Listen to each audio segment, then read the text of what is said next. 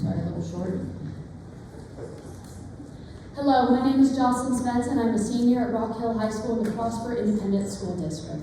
I'm here in support of the House Bill 1924. I endured some of the most despicable acts of psychological and emotional abuse, including bullying, retaliation, and discrimination. I'm a 504 student who's protected under state and federal law, but the system and the laws that are currently on the books have failed me. For those who don't know me personally, I'm a hard worker. I'm honest. I'm always trying to do the right thing, hence me trying to speak to you today. While on my high school softball team, I was met with the ugly truth that not everyone wants you to succeed, especially for things you cannot control, such as my ADHD and CAPD. These things cause me to struggle with social cues, following instructions, processing, communication, etc. This is stated in my 504 along with useful accommodations that my coaches and so-called educators refuse to acknowledge. Some of these instances. The coaches for 2 years in a row changed the criteria and would not even allow me to try out for varsity, which is a direct violation of my protected civil rights. I was convinced into thinking I had done things that I hadn't. They exposed my 504 to the team. They called me an embarrassment. I was forced to sit outside the dugout in uniform to show everyone I was a part of the team, but not allowed to play. I was humiliated. One of my grades were made fun of when I explained I was having a hard time paying attention in class. I was told, no one cannot pay attention for that long. They demonized me to other players. They called me a liar in front of my family and told them I was disruptive, disrespectful, and had me sign a behavioral agreement.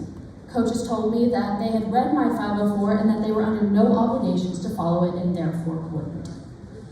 After being called out by my parents for their actions, they retaliated. They took me out of my starting position and would only play me for a little bit at the end of every game. They suspended me for 2 more games, again accusing me of disrespect by questioning one of the coaches. At the end of the season, we had a banquet where the coaches humiliated me in front of the entire varsity and JV team. The seniors were to pass the mantle on to the juniors, and there were 4 juniors, and I was the only one not called up. I had to sit through the entire presentation and watch with tears in my eyes. I was the only senior not to make varsity. My suspended games had been counted against my overall stats. They told me that they were going to continue the use of my behavioral contract against me after it was expressed that they were the reason for the perceived behavioral issues, which were just symptoms of the 504 that they hadn't read. All of this because they didn't want to deal with my disabilities. All of this because they didn't want to deal with my 504. These coaches are still employed at Prosper ISD.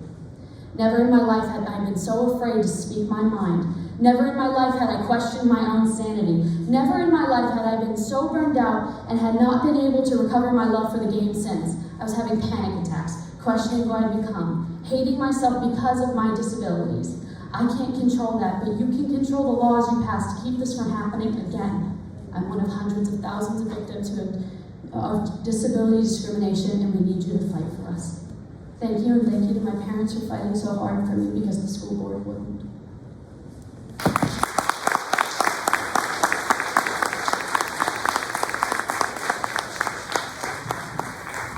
Hello, my name is Greg Smith. I'm the father of this awesome kid. And as you can see, she was a bright kid.